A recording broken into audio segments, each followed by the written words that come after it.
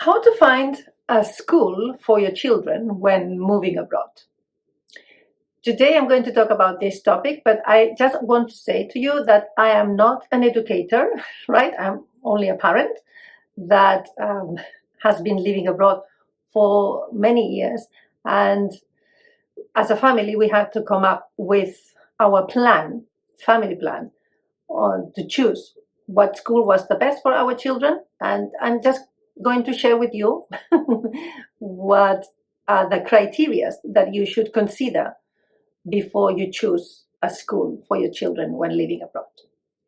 Hi, I am Susana and I am your coach. I created Abroad with Susana to support international women living abroad to regain their confidence and get clarity to pursue a lifelong learning approach to life so they can make the most out of living abroad. Okay, the topic of today, how to choose a school for your children when living abroad. The main, let's say, dilemma is to choose a local school or an international school. This is like the basic question that you need to answer for yourself. And what I believe you should consider. There are 4 criteria or 4 points you should consider. One is the time. How long are you going to live in that country? Or even how often are you going to move to different countries?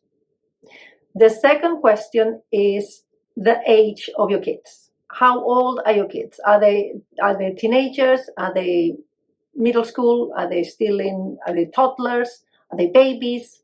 How old are your children?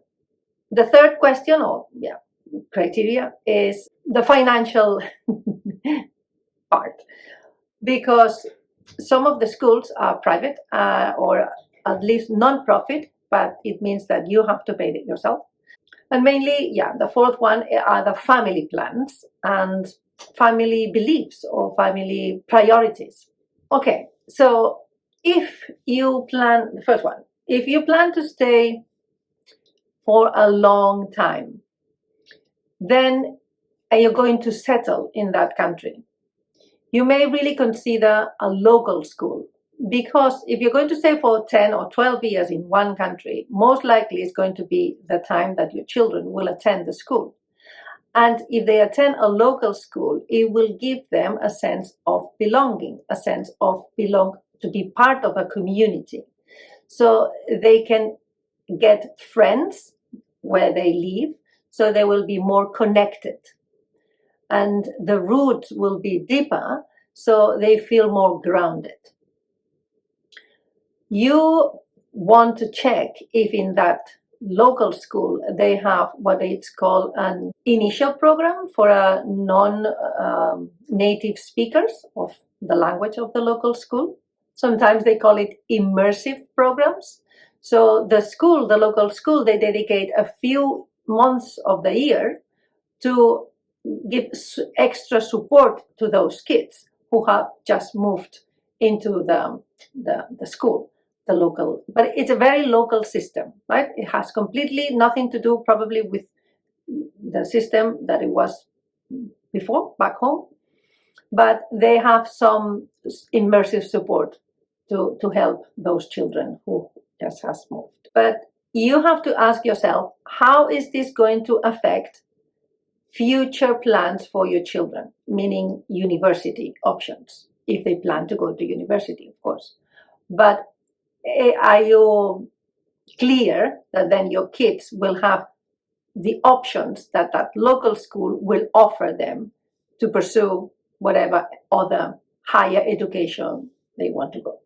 The second part is how long are you going to stay? If you're going to stay for a short period of time, or like in our case, we kept moving every 2-3 years to different countries. So for us, it was very important that our kids attended to an international school, because due to this keep changing, at least the educational system was all the time the same. yes, we could have gone to a local school every time and checked those schools that provided that immersive program. But we thought because we were moving between Asia and Europe, there were too many too many languages involved, too many different educational systems. So we chose the international school because it gives you that support that you need. It is a very flexible system. It is designed for these kids that they keep moving abroad constantly, so you can join the school any time of the year. There is no problem or main problem with that. The children who are attending the international school are as well as a short-term kids. They're there for 2-3 years and then they move again. So they're very used to this. You'll never feel like you are the new kid all the time. It's because it's a constant. That is a constant in the international schools. Again, within the international school, you can choose the ones who are based on English, or those are not. The English schools usually is the IB system, the British system, and the American system. The non-English is usually the German and the Lycée Français. They keep their own curriculum, but as well, they are spread all around the world. So if you want to choose Lycée Français, you know that maybe the next country you move, you can put your kids in that school. The IB, the International Baccalaureate, they offer as well some programs in Spanish and French, but mainly the IB offers their curriculum in English. So that is easy for your children. Then at least the language doesn't change. It's always the same language. It doesn't matter if you move countries. The school that you will find, international school offering the IB, they will follow always the classes in English. So that is easier for them at least to adjust. Maybe at home you speak another language, like in our case. We have like 4 languages at home, like official. And the kids, at least at school, it meant English was the common language. It is important to notice that some of the international schools are sometimes supported by the government or the administration of that country. So even that the international school, most of the cases are non-profit organizations. You need to pay the fees by yourself, or sometimes your employer agreed to pay the fees for you, which that is excellent. You need to know that as well. If you cannot, that's not the case, that the employer, they don't pay fees for you, then you need to check those international schools that are supported by the local government. And then they follow the IB as well, with certain adjustments. Maybe sometimes it's just the second language or the third language that you want to choose for your children to learn besides English. Sometimes it's the local language, which is good, right? Because then you are international, but at the same time you are connecting with the local culture, which is really useful not only for you, but as well to keep these connections and for a better international understanding. Okay, and that's it for today. I know it was it's a huge topic, so maybe I can do more other videos like this if you like it, and you give me. Let me let me know if you have any questions about this topic, and I can talk about it more because I was very passionate about it.